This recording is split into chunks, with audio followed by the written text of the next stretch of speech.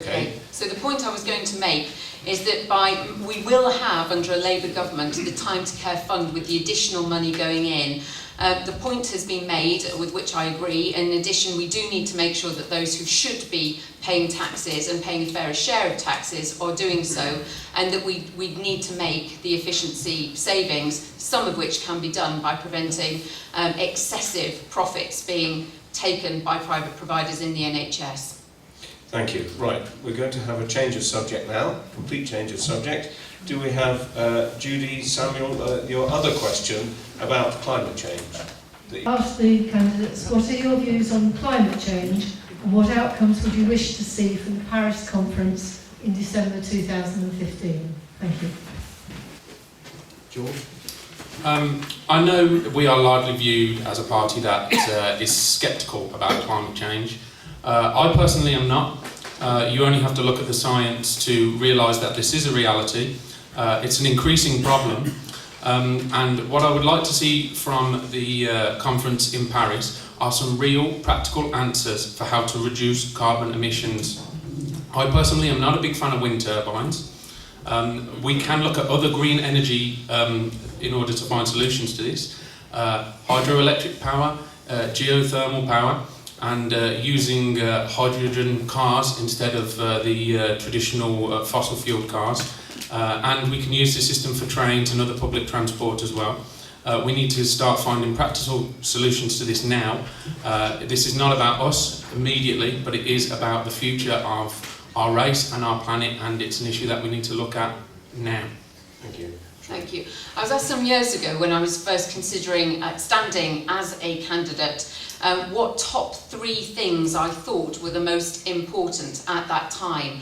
And it was the case then, and it remains the case now, that climate change and the impact on all of us actually of climate change remains, for me, our absolute top priority.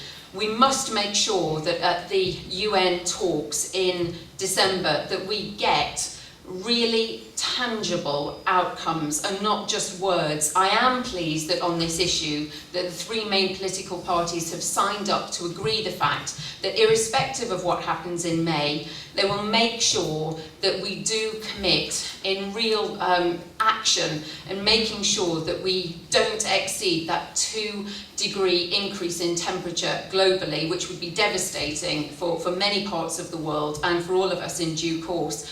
And that we make sure that we switch and accelerate the programme for switching to much more sustainable types of energy. So I absolutely want to make sure that we get the best out of that, and that there is genuine commitment and the global commitment that we need for all of our sakes. Thank you. I think this is one of those questions that you only have to look at what has been happening locally to understand the problems we have. Here in the Staffordshire Moorlands we have wonderful resources, particularly for wind energy, particularly for sun energy, yet the local district council seems hell-bent on making sure that the fewest number of wind turbines, etc., and sun farms, the fewest number of those as possible can go into the Staffordshire Moorlands, which I can find as a complete and utter nonsense. I travel, as no doubt many of people here do, throughout the continent. In almost every field they have the wind turbines. They have far, far in excess of us of the game than we are ourselves. If people do not understand there is a problem with the world warming up, and they really need to wake up and smell the coffee. Okay, thank you. It's quite straightforward. We need the points of utilisation and the point of supply to be as close as possible. We need diverse ranges of supply. PV, geothermal, solar, hydro. There are so many ways that we could be producing fuel and energy within our local communities. Our government currently has took the bold move of giving £1.3 billion in tax cuts to offshore oil, and yet 2 days later cuts the feed-in tariff for greater than 5 megawatt PV. So it's all empty rhetoric. We've got to be honest and say climatically we're in a mess. We're consuming 3.1 worlds worth of stuff. We've only got one world. It's time to get serious and honest with what we want to do. We need joined up public transport. We need to make sure that we've got resilient supplies in our local communities so we can produce food and other resources as local as possible. It increases diversity. It gives us resilience in times of hard, bad weather. We can't just wait for it all to carry on as it is because it's not an option. Thank you. And continuing on this sort of climate and environmental theme, do we have Susan Watson? Do we have Susan Watson? Yes, Susan, would you like to ask your question, please? If a fracking company wants to explore in this area, what position and action would you take? Sure. I personally think that fracking should be considered as any other development should be considered. I don't want it to happen in Moorlands, but it shouldn't be about an elected representative or representatives deciding. It should be solely the decision of the residents of this constituency to decide whether this goes on here. And so I think it should go immediately to a referendum so that they decide whether it happens in their constituency or not. And this should happen across the board, across the entire country, but nowhere more so than here, because there are greedy eyes at this constituency, which sits on top of one of the biggest shale gas fields in the entire country. And this is an issue that is going to come up in future. And all of us here need to decide whether it's something that we want or do not want in our constituency. Thank you. Thank you. It's important that fracking is looked into, the pros and cons. Personally, I have got strong reservations about fracking and about the safety of it for water sources and for what that might mean for our environment and indeed our public health. I was pleased recently to find out that Labour MPs fought hard against the government to make sure that there were important concessions in terms of fracking, because up until that point David Cameron had been promoting fracking and saying that we need to get cracking straight away and do as much of it as possible. Well, I absolutely don't agree with that, and so Labour MPs did force an amendment so that it would be stopped from happening in our national parks, which is something which is very keen for all of us here to consider, and also forced the amendment that it would have to be up to local people to decide what was appropriate for their area, which I do very much support that decision, and with many other planning decisions, making sure that there is local engagement in any plans. Thank you. Okay, fracking should be banned. It's a Ponzi scheme. It doesn't stack up. We're all getting taken for a ride. It's polluting, it's destroying habitat, it's destroying lives. There's no way that it should ever be happening in this country, let alone this constituency. And for the Labour Party to be complicit with the government saying that a tick box form makes fracking okay is a disgrace. We need to be honest with ourselves and say, look what's going on around the world. There's major destruction going on, and it should not be going on anywhere in the world, let alone in the Moorlands. And if TTIP comes in, you can have all the empty promises that you like. If we don't let it happen, they'll be claiming against us in private courts, we'll be paying out multinational corporations for something that they can't even do, and we'll be completely stuck. We're either going to pay them with resources or we're going to pay them with cash. So ultimately, fracking must be banned. Thank you, John. I have a very strong track record on this. A few years ago, on Biddlemoor, a licence was asked for to extract methane gas from the shale deposits that we're talking about now. I opposed that then. We were successful in opposing it then. It has now been given the go-ahead for natural gas things, which I think is a terrible injustice. It is one of the most beautiful parts of the Moorlands, and I think the area will particularly be bad as a result of that. I don't honestly believe that trying to get the last ounce of fossil fuel out of this planet is going to solve our long-term energy problems. So it just strikes me as being a completely pointless policy. Thank you very much. Now, Brian mentioned TTIP, the Transatlantic Trade Agreement. Now, Ian McWilliam. You got Ian? Now, Ian, yours is a very long question. Could you state it very clearly, please? Yes. Ian, William, you got Ian? The transatlantic trade deal, known as TTIP and now being discussed behind closed doors, is seen by many as an attack on democracy and the right of governments to make legislation for the betterment of citizens and the planet. Among its consequences are reducing food, environment and financial standards, lowering of workers' rights and privacy, and ensuring privatisation of services like the NHS cannot be reversed. Will your party vote against accepting all parts of TTIP? Yes, thank you. Thanks. Yeah, the Green Party position is quite clear. The 50 European MEPs have been campaigning tirelessly against TTIP because it is a sham. It will destroy sovereignty. It will destroy any ability that we have as citizens of this country to stand up against any corporate power that chooses to take us on. It's been talked about in secret. The ISDS is halfway there already. That's already opening the door for abuse by corporations. Don't ever think, as David Cameron said, that this was going to put rocket boosters on the economy. It will destroy it. It will destroy everything that we stand for. Do not be under any illusion. TTIP must be stopped by all means possible. I take a slightly different view to the last speaker on this.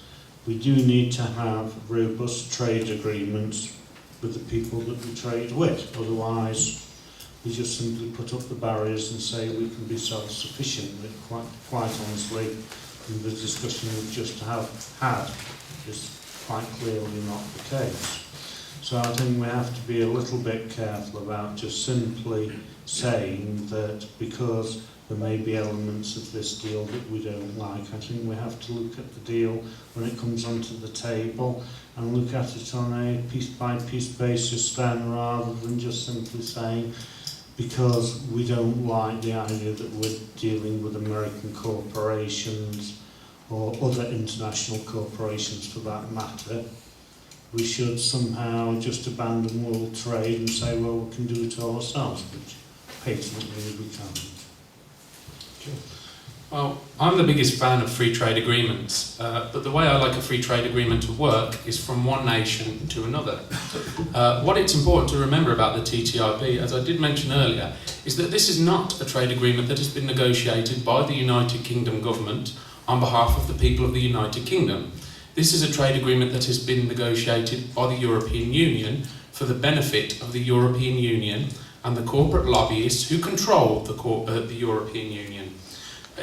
We can protest this all we want. It is not the decision of our MPs, members of this Parliament, about whether we accept the TTIP. It is the decision of our MEPs, as best as can. And the largest group of MEPs in the European Parliament for the United Kingdom is UKIP, and we have been fighting this all the way because we think that trade agreements should be from one sovereign nation state to another and not decided by large bureaucratic transnational organisations like the European Union.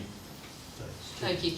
The premise of TTIP is to make sure that we've got more trade and indeed more trading power within the EU as we come to trade with other growing democracies and economies worldwide. So it is important. I've looked in detail at TTIP and what it's seeking to do in terms of enhancing our economy, but I do have my concerns, and I have posed questions to our Labour MEPs in the West Midlands, some of which they've answered and I've been satisfied with, but some of which I will continue to be very vocal about, not least the fact that we must make sure that the NHS and our public services are exempt from TTIP in order that we can keep those vital services in public hands and that private companies are not coming in and taking over the delivery of those services, or indeed are in a position to be able to sue the British government or the EU for any trade deals that they're unable to have.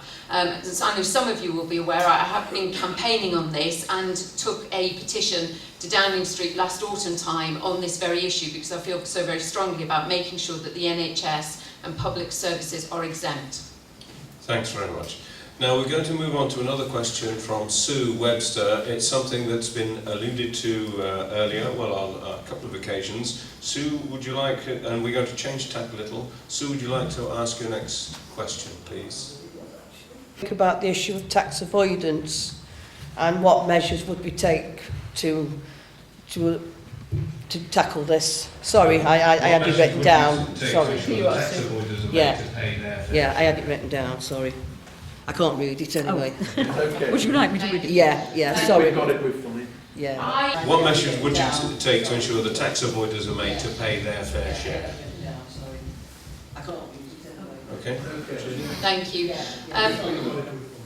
I, like many of you, I'm sure, have been outraged at the scale of tax avoidance which has been going on, much of it by very, very wealthy people. And we absolutely have to make sure that we're working with other governments to close those tax loopholes. We've seen, and there was an important vote last week in Parliament on tax avoidance, and we can see that the Conservative government wasn't willing to take that seriously, but we absolutely need to. You know, there are billions of pounds worth of what should be public money missing from the Exchequer because of tax avoidance, and it should perhaps come as no surprise to us that at the same time that 5,000 HMRC tax revenue collectors were made redundant, that we've seen a growth in tax avoidance. And each of those jobs brought in millions of pounds worth of extra tax into the Exchequer because of the work that they did. So we need to make sure that we have got sufficient resources to be able to get the tax back,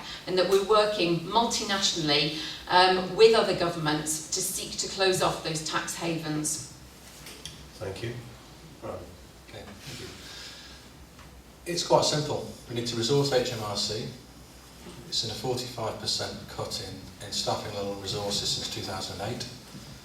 There's another 10,000 employees to go in the next 12 months under the names of austerity. And quite clearly, if the staff and resources aren't there to collect taxes, the taxes will not get collected. The taxation system needs a complete overhaul because it's effectively a cartel between government representatives and corporates who've basically lined the whole system to suit themselves. Members of the public, we can't avoid tax. We have to pay everything every time we go to the shops. If you've got a large business, you can load it up with debt, you can claim that against corporation tax, that's fine. You can have offshore reporting, that's fine. You can send £34 billion out of the country to Luxembourg, that seems okay. If you're HSBC, you can send 120 billion out. You can even send money laundered cash from drug cartels. That's also okay. We need to get honest. This is really serious stuff. Our country's getting destroyed while big politics lets it go on. Thanks. Sure. I think we need an absolute zero tolerance policy for tax avoidance. This includes large banks and large corporations, many of which position themselves overseas in order to avoid the tax on them. I think that it's absolutely right in that we need to target governments that do this as well. There is cabals inside of our government who avoid paying tax. Prominent members of both the Labour and the Conservative Party have had accusations levelled at them of tax avoidance, and we need to ensure that the very harshest punishments are meted out to those who avoid tax. I'm a working class man, I do not earn a great deal of money. I pay a proportion of my money in tax. I have done for as long as I've been working. I'm sure that everyone in the working and middle classes pays their tax on time. It's about time that we ensure that the upper classes, the corporations and the banks do exactly the same in pulling their weight in funding this government and this country. Thank you. John. Right, I think we need to have a completely fundamental different attitude to how we tackle this particular problem. At the moment, what we tend to do is say, oh, that's how somebody is evading tax. We will now pass a law to say that they can no longer evade tax in that way. And guess what? 2 weeks later, they found a new way to avoid tax. So therefore, it strikes me as being obvious that you make the act of trying to avoid tax illegal. And in that way, you can fine them every time they are trying to avoid tax by these methods, rather than this sort of, well, that's what they're doing and that's what we'll put a stop to. It just strikes me that's a much better approach if you want to get results than the one that we employ at the moment of saying, well, we'll close this loophole off, we'll close that loophole off. Just make it simple so that people understand that when they employ those types of schemes, they will be prosecuted. They'll soon start. Okay, thank you very much. Now we're going to change course a little again. Philip Barks, do we have Philip? Yeah, mate. Would you like to ask your question, Philip? On which topic? I've got a couple. Yeah. On any specific topic? Just bear me a second. Affordable housing. That's fair enough. Yeah, go on, there you go. Cheers. How you create affordable housing in an area in the area for young people? Thank you. George. I think it's important that housing goes ahead, particularly in an area with a rising population. But I think that the policy of building on greenbelt land and greenfield sites is something that needs to be stopped immediately. We have a very green and pleasant land, and unless we stop them developing on these sites, it won't be green and pleasant for very long. The question then becomes, how do we create affordable housing? I think our only alternative is to turn to brownfield sites. We need to start building supermarkets and pubs on brownfield sites, and we need to start building low-cost affordable housing for our young people there. Thank you. Thank you. We recognise as Labour that this is one of the biggest problems facing our country, actually, the lack of affordable housing, and even the CBI, not known for its social policies, has cited it as one of the second greatest issues facing our entire economy, because so many workers can't afford to live near to where they work. So Labour has pledged that we will be building, under a Labour government, more than 200,000 new homes a year with a real focus on affordable housing. And that means not just schemes like help to build, but help to buy as well as many more social houses, which is really, really important. In order to afford those houses, of course, we've got to make sure that people have got a living wage. And here in the Moorlands, over a third of people, a third of all workers, are not even earning a living wage. So it's something that I'm very passionate about campaigning on, is a living wage, to make sure that people will eventually have the means to be able to afford, at least to rent a home, and many people can't, but to buy a home as well. So the living wage is crucial, and making sure that young people, particularly those who go to university, are not coming out saddled with so much university debt as well. But we must make sure that we build more homes, and it will always be brownfield first under Labour.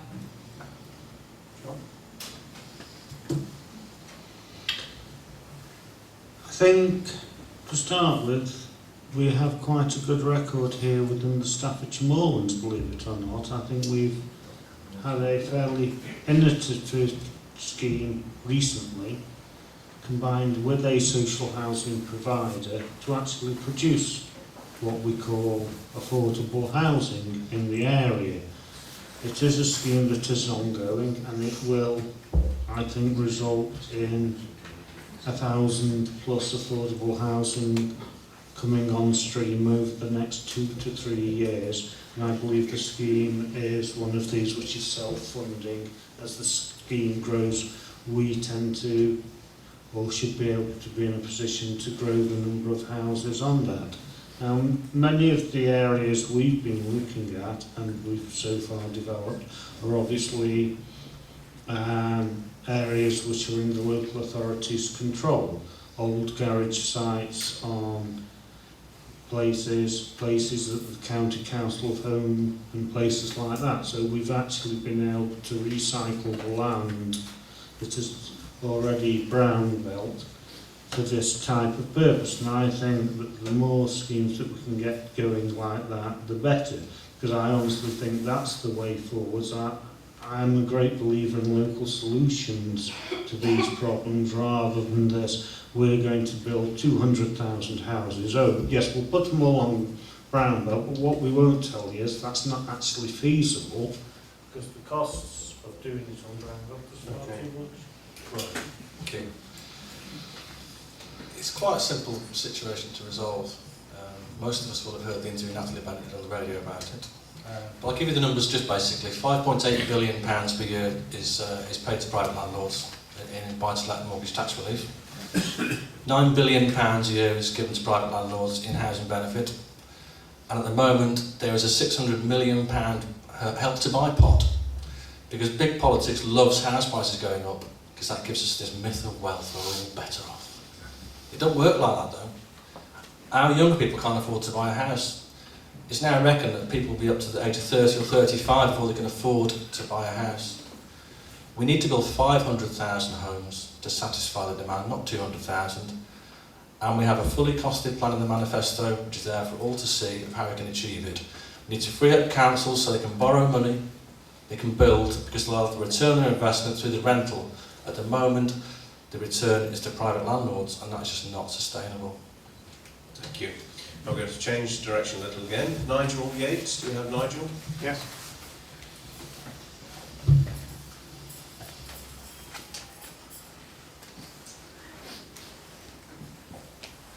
Thank you. Various local companies use agency workers for extended and indefinite periods with no job security, consequential difficulties in securing mortgages and other financial products. Do you think that labour laws should be tightened to give such workers the same rights as permanent employees? Yes, quite simply, in answer to that question, it's tremendously unacceptable that so many people are in that situation, and we know that more people than ever are facing that kind of job insecurity and the knock-on effects that that has because of 0 hours contracts and very low pay, particularly in the Moorlands actually. So whilst unemployment marginally has gone down, actually job insecurity has grown enormously, and it isn't fair when people come to try to get mortgages or even just to secure a rented tenure somewhere, that they're going to be in a much worse off position to be able to do that. So yes, we absolutely do need to make sure